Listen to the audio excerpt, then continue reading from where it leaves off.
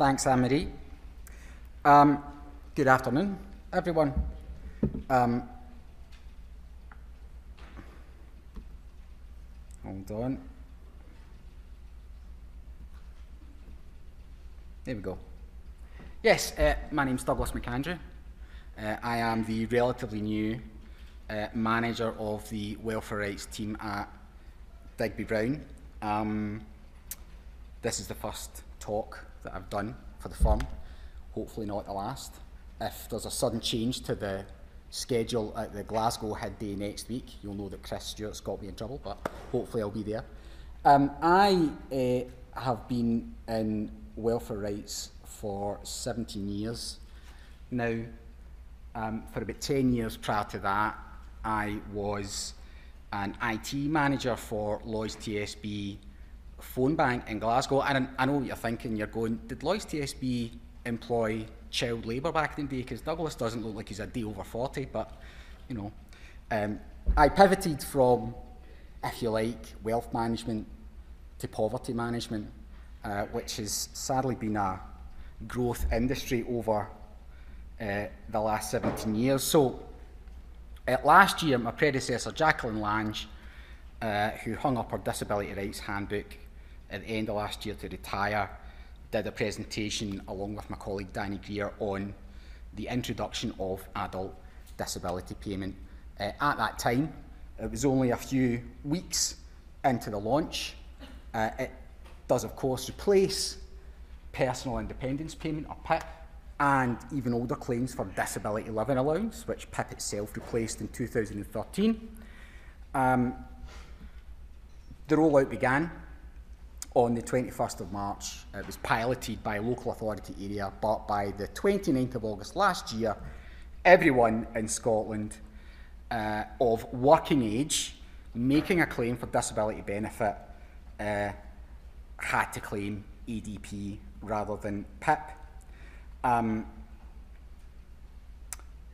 ADP followed the launch of the child disability payment in 2021, and next year, currently slated for the autumn, no specific date, the pension age disability payment will be piloted. That, of course, will replace attendance allowance. The intention is to migrate all disability living allowance and personal independence payment claims over to adult disability payment by the end of 2025. As is often the case with these things, the timescales can slip a wee bit. So what's changed? On the left of the slide here, you probably can't see that too well because the text is small, but here is a list of the 6 descriptors under Activity 1 of a personal independence payment claim, which relates to the preparation of food. Now, a decision maker has, in making a decision, got the choice of these 6 descriptors that they will apply based on the level of difficulty that an applicant has with this activity. And you can see here they range from 2s through to descriptor F, which, if you are completely unable to prepare and cook food, will give you 8 points. Now, on the right of the slide are the descriptors for Activity 1, food preparation, and an adult disability payment claim. Spot the difference? Well, aside from a couple of descriptors that have been reworded ever so slightly, they are the same. So what's changed? Nothing. ADP and PIP are functionally identical in law. It remains the case that there are 2 components, a daily living component, which most of the questions address, that relates to difficulties with personal care at home, and a mobility component which relates to difficulties getting from A to B outside. It remains the case that in order to get the standard rate of either of these, you need 8 points. If you get 12 points or more, you will be offered the enhanced rate. So what is the difference between these two benefits if they are the same in law in terms of what they deliver and the scores associated with each. The difference is around process. Now, the Scottish Social Security Agency, which delivers Scottish social security benefits, very early on trailed, if you like, a mission statement. And that is that Scottish Social Security would deliver benefits with dignity, fairness and respect. Now, it's not for me to say if senior civil servants and ministers felt that at times dealing with the Department for Work and Pensions was demeaning, unfair and disrespectful. I couldn't possibly comment on that.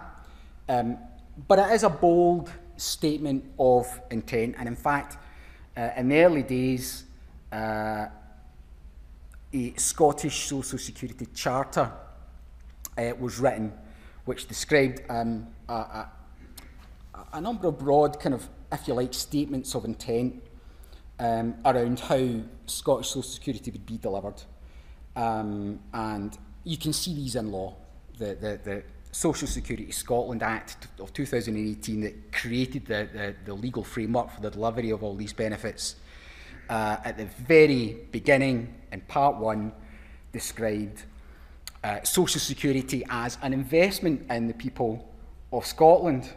They described Social Security as a human right, essential to the realisation of other human rights, and that respect for the dignity of individuals should be at the heart of the system.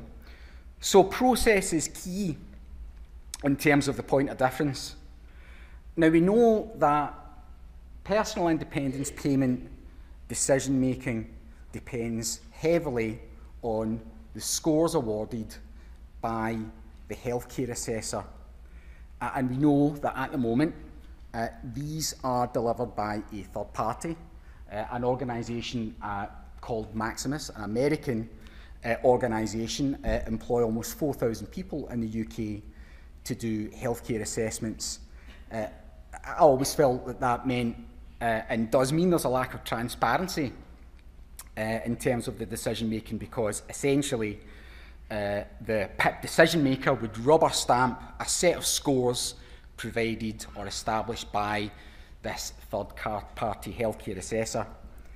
And I would often speak to people who were completely dismayed at detailed clinical evidence that was provided in the course of the claim appeared to be overlooked in favour of these healthcare assessment reports. Now, the DWP simply say that these reports are robust because the people that deliver them are trained to a level appropriate to allow them to reach these conclusions. I always felt there was some circular logic in there. So the difference between PIP and EDP, crucially, is that case managers are encouraging people to provide support and information when a claim is submitted. And in fact, again, if you look at the legislation and the Social Security Charter, it states that decision-making around all Social Security Scotland benefits should be evidence-based. And that means that, especially if we're talking about acquired brain injury, the very detailed evidence that we can provide from urologists, rehab specialists, physiotherapists, OTs, often that's come from people engaging with claimants over a long period of time, and who get to know them and their day-to-day needs very, very well, far better than someone that's never met you before could possibly gather over the course of a 40-45-minute interview. That information will always be favoured by EDP, and in fact, again, this is in the law and the Charter. They have said that in all cases where possible, the last thing they want to do is to ask people to come in for an assessment, and in fact they will only do that if they feel they can come to a decision based on the evidence that's been provided by the claimant. And also, crucially, again, in the law, it states that anyone who assesses a claimant for ADP will be an employee of the Scottish Government. It explicitly says they don't want to use private companies when arriving at decisions. So anyone that sees you will essentially be a civil servant employed by the Scottish Government. That's how it used to be going back to the early days of the DWP, and I think that's encouraging. So let's have a wee look at the personal independence payment outcomes. I had a look at some statistics, and the UK government and the Scottish government offer some very detailed statistics. So over the life of PIP, which celebrated its 10th birthday in April, it was launched in 2013 to replace disability living allowance. 6.4 million registered claims have been cleared. In other words, decisions have been reached. Now, of these, 71% were brand new claims. 29% are disability living allowance reassessment claims. So there's been this process of migrating old DLA claims over to PIP. Generally, this happens when a fixed award or a DLA claim that's specified for a certain period of time comes to an end. So, very simply, they were invited to claim PIP. Now, this is where we get down to the bare bones of it. 51% of these claims resulted in an award of benefit.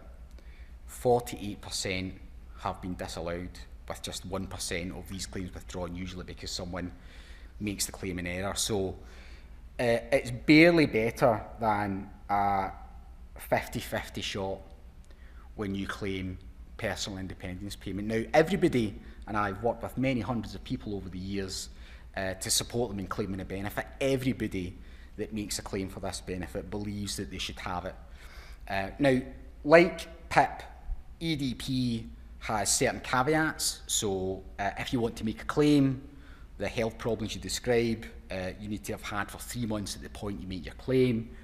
You need to expect to have these same issues for 9 months from the date you make the claim. So you've got this 12-month window, which essentially means the benefit is designed for people with medium to long-term health problems, folk that have got relatively short-term issues. If you break both your legs and you're in a pair of casts for 6 months, but you're back on your feet and everything's healed fine, you're not going to be entitled to claim adult disability payment. So the success rate is very obvious. Now, if we go on from that to look at the number of people that have challenged decisions, so of these 3 million odd claims that have been disallowed, roughly 2/3 have led to what's called a mandatory reconsideration. So this is what you need to do first if you're unhappy with a decision that the DWP make. This involves writing to the DWP to ask them to look at the decision again internally. Only 1 in 4 of these resulted in a change of award.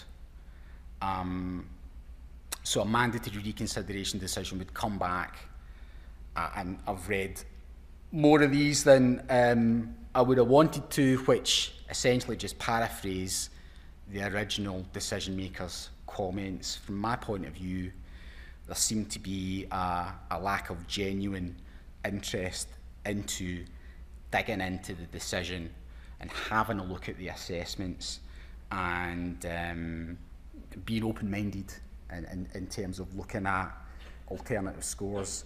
They have said since 2019 there's been a different approach which involves decision makers being a bit more inclined to get in touch with healthcare professionals that you mention on your claim. So over the last 5 years, that figure's about 37%, so it has got a wee bit better. But over the life of the benefit, when you look at the statistics, only 1 in 4 mandatory reconsiderations led to a change of award. Now, of those that have been completed, barely over a third led to an appeal. So this is the second stage of challenging a benefit decision. Now, that involves writing to HM Courts and Tribunal Service with a copy of your mandatory reconsideration to say that you're still not happy with the decision and you would like an appeal. There was a change in the law back in 2013 to make this more difficult. It used to be, prior to that point, that if you were unhappy with the decision, you would tell the DWP, you would ask them to look at it internally. If they didn't change the decision, the DWP would then lodge that appeal on behalf of the claimant. So the tribunal service would then simply get in touch with you to say, we've got an appeal, would you like to proceed? But we can see that this statistic tells you why it's really important that people have access to justice, because on average, over the life of the benefit, or rather, looking at 2022, 70% of the PIP claims have been changed on appeal, but that statistic has been very, very steady over the life of the benefit. So more than 2 out of 3 decisions put in front of an independent tribunal have reached a different conclusion than that of the decision maker. Now, they're looking at the same information, they're applying the same law, but in more than 2/3 of cases, it leads to a different decision. And if we look at the number of barriers that are in place between someone making a claim for PIP and getting that appeal decision that says you have this benefit which was denied by the original decision maker, we can see why it's been such a challenge for people to get the outcome that they feel they should have. So to place this in a broader context, and you look at the numbers, they're really mind-boggling. The UK social protection budget for this year is £341 billion, an increase of £42 billion from last year. The social protection budget is by far the biggest category of UK spending. For every £4 spent by the UK government, £1 goes on this social protection budget. It's a huge amount of money. Looking at the Scottish situation, the Scottish Social Security budget for this year is £5.1 billion, so it's been funded to the extent of an additional billion, or £1.2 billion from last year. This is really to take account of adult disability payment spend. We can see that in the context of the total budget for Scotland, which is £59.8 billion, they reckon that this year around about 10% of Scottish Government spend is going to be on social security. This wee graphic here on the right shows you a little bit about what social protection spending actually is. The biggest category down at the bottom there is spend on old age pensions, and that's followed quite closely by sickness and disability benefits like PIP and attendance allowance. Then we have a certain amount of spend on families and children, housing benefit and things like that. So it's a huge amount of money. Now, it matters when we think about how benefits are delivered, when we place the social protection budget into context. It's a huge amount of money, it really is, and it's natural for government to look closely at how this is spent. The success rate when you consider discretionary benefits matters, and the statistics around success rate on PIP applications in turn inform government in terms of what they think they need to spend going forward and what they think the Treasury will provide. So the way in which these benefits are delivered is really, really important. A new study from an organisation called Policy and Practice, who they provide software solutions, data analytics, and policy support for local government, for the housing sector, and other third sector organisations. They published a big bit of research last month where they estimated that as much as £19 billion of benefit has gone unclaimed as at April 2023. Now, the biggest category by far is around £7.5 billion of universal credit, which is going unclaimed. For those of you that don't know, universal credit was the big flagship piece of welfare reform, and it replaces a number of so-called legacy benefits, including job seekers allowance, housing benefit, tax credits. And although there's a lot of good things about universal credit, clearly an awful lot of people, as many as 1.5 million people in the UK, are not claiming universal credit that they would be entitled to. And the other sort of big categories in terms of underspend or underclaiming, if you like, staggeringly, 2.7 million people in the UK are not claiming council tax reduction. And that amounts to about £3 billion of expenditure. Now, council tax reduction doesn't put money in your pocket directly, but it's a big bill. For people on low incomes, it's something you've got to cover. If you don't pay your council tax, you'll get into trouble. So council tax reduction is a huge benefit which people simply don't know about and aren't claiming. £2 billion of carers allowance goes unclaimed every year in the UK, and a lot of you in the room will be carers. Some of you may not have found out about carers allowance and maybe didn't claim it when you could have done. Again, the Scottish Government, in introducing their raft of social security changes, wanted to support carers, so they introduced, among other things, the carers allowance supplement. So people that claim carers allowance can claim this supplemental payment from the Scottish Government that they're making twice a year, one in the summer and one at the end of the year, which is, I think, about £270. So over the course of the year, that's over £500 of additional money that you'll get. So when we look at the Office of Budget Responsibility forecasts for spending on disability benefits for this year, they estimate it will be £39.2 billion, increasing to £52.8 billion over the next 4 years, which represents about 4% of total public spending and 2% of gross domestic product. Because the figures involved are huge.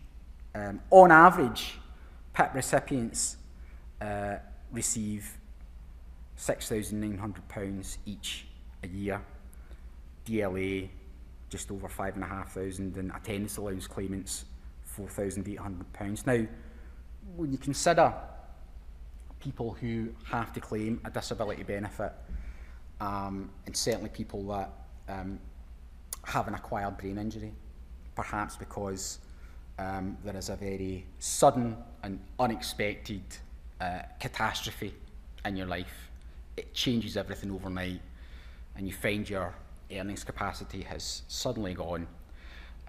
This money, which, remember, PIP and EDP are not means tested, so we can claim these benefits without worrying about our partner's income, about worrying how much money we have in the bank, cash, savings, shares, anything else like that. They're only concerned with your entitlement to it, and it's paid on top of any other money that's coming in.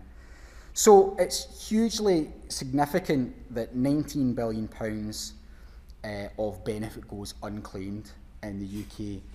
And in fact, the Social Security Scotland Act of 2018 places a duty on ministers to publicise the benefits offered by Social Security Scotland. It's their duty to make sure that people are informed about their entitlements and what they can claim. And they're following through on that by doing things that we simply don't see the Department for Work and Pensions do. You might have heard radio spots or even seen television adverts telling people about adult disability payment. The policy and practice study found that there are a variety of reasons why people don't claim benefits, and it might be because of the administrative complexity. The benefit system is complicated, and in many ways it should be, because as those figures show, the stakes are high, there's a lot of money involved, so they need to know detail about your life. But on the other hand, it is sometimes described, the social security system, as a weaponised bureaucracy. It can be very stressful. We're thinking about our well-being today. And so the process of making these claims can be very, very distressing for people. People don't claim benefits because there may be a stigma attached to it.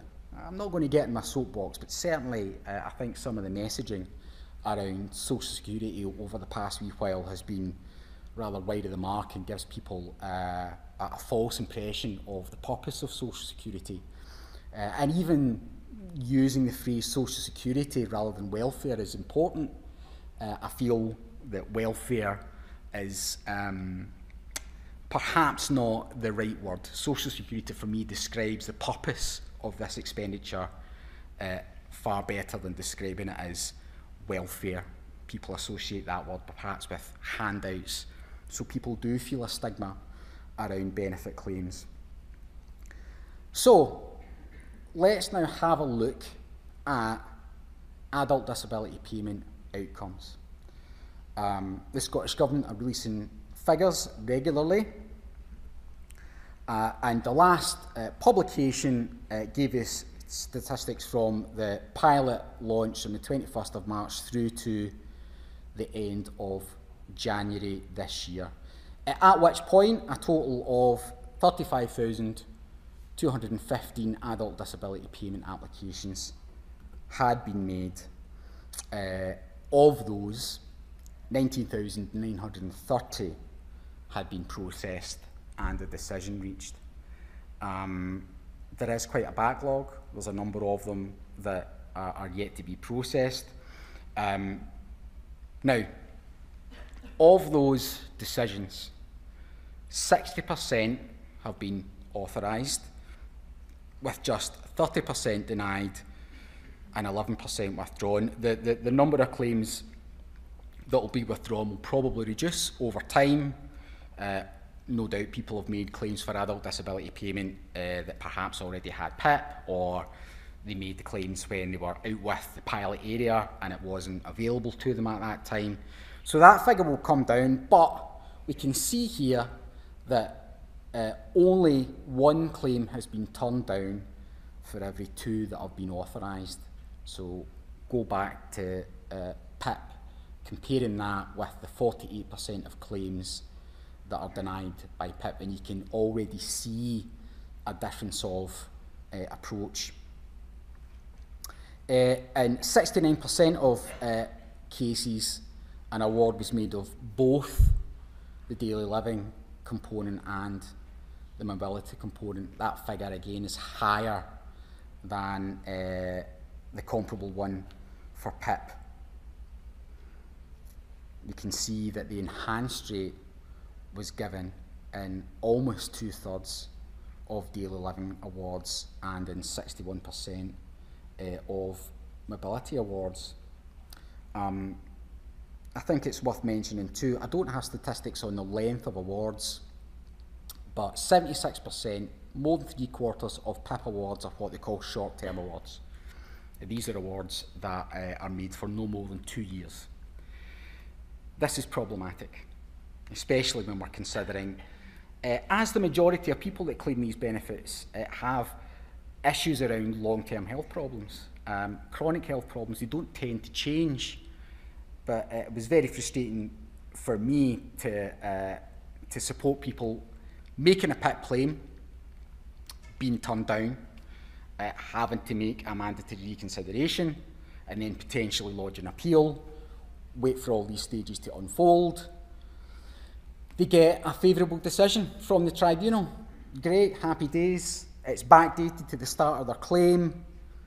But because PIP can ask to reassess you within 12 months of the date of the end of your award, I would sometimes have people going through this process and then maybe only after 2 or 3 months they get another review form and they're back to square one again. And over that whole period, as I said, it's very distressing, it's a source of anxiety, you don't know how it's going to unfold, you feel that perhaps the PIP assessors haven't treated you fairly.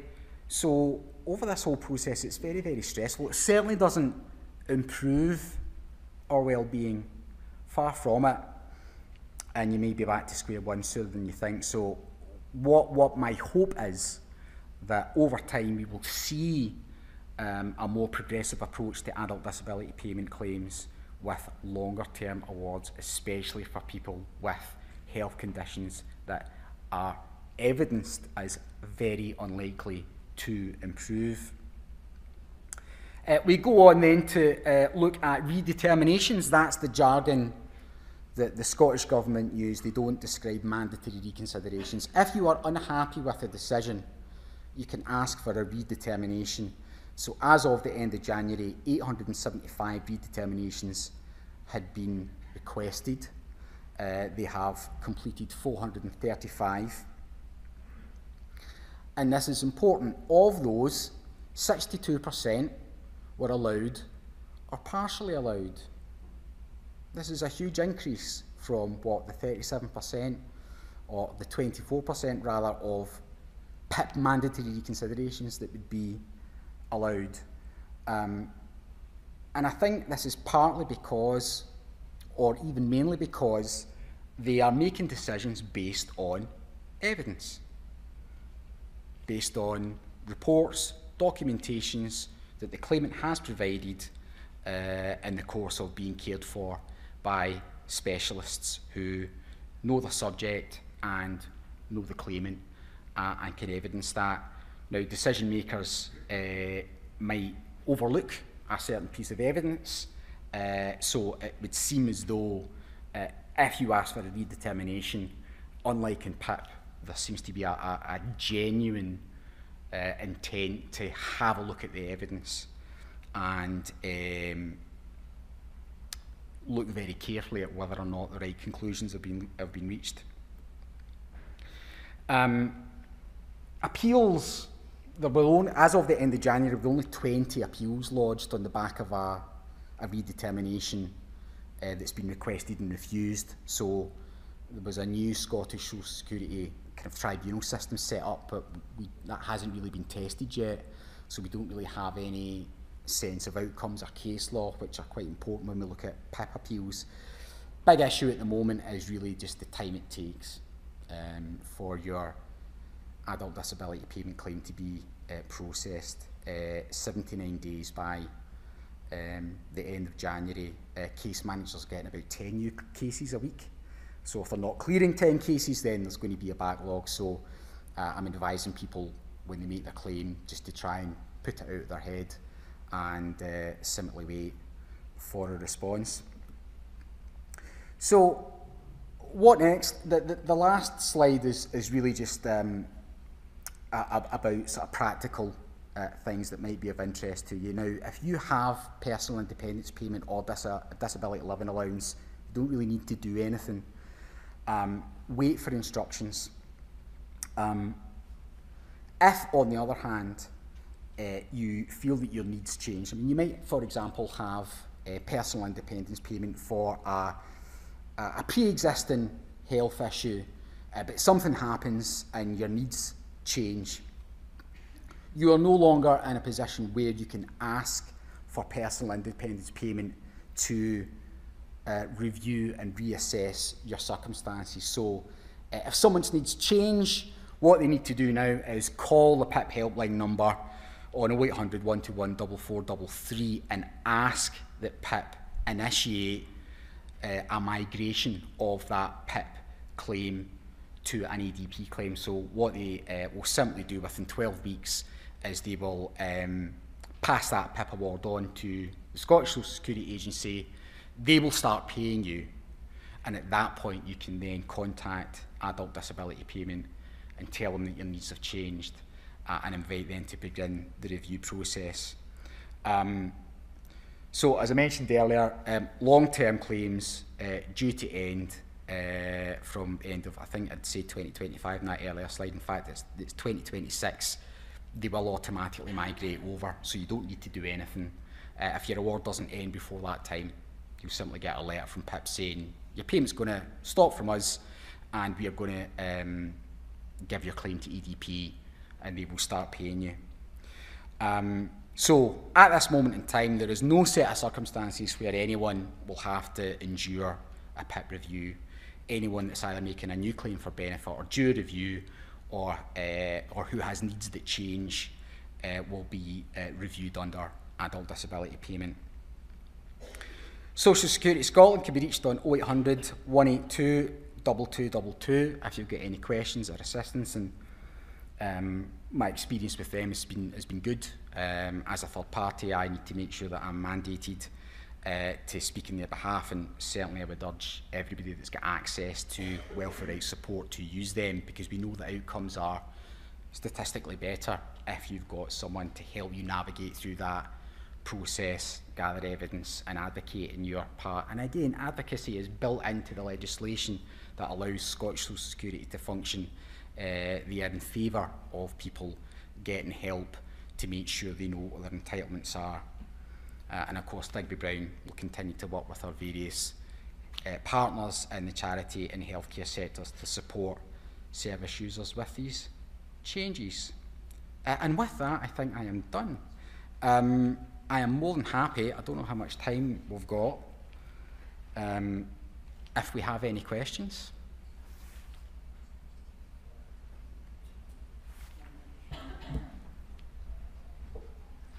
That's just this quick question and then we'll move on to the next speakers. Thanks. Right, not looking. Right, it's Andrew again. Right, sir, sorry to bother you again. I've been told that I should apply for a higher rate of PIP because of my condition. So how would I go about doing that? And try to contact this PIP helpline is just incredible. Tell me about it. I spent half weeks, my life queuing. It's on weeks phone and weeks on end, and I can't get through, and it's quite hard. All I could say to anyone is you just have to hold. You have to wait on the phone. If you go in the queue, you will pick up the phone. I've been an hour and 20 minutes. You have to call them up, ask them to migrate your claim over to ADP, which they'll do within 12 weeks, and then you can contact ADP and ask them to review. If anyone's got any questions, of course, you can come find me. I'm happy to speak to you. But other than that, thanks for listening.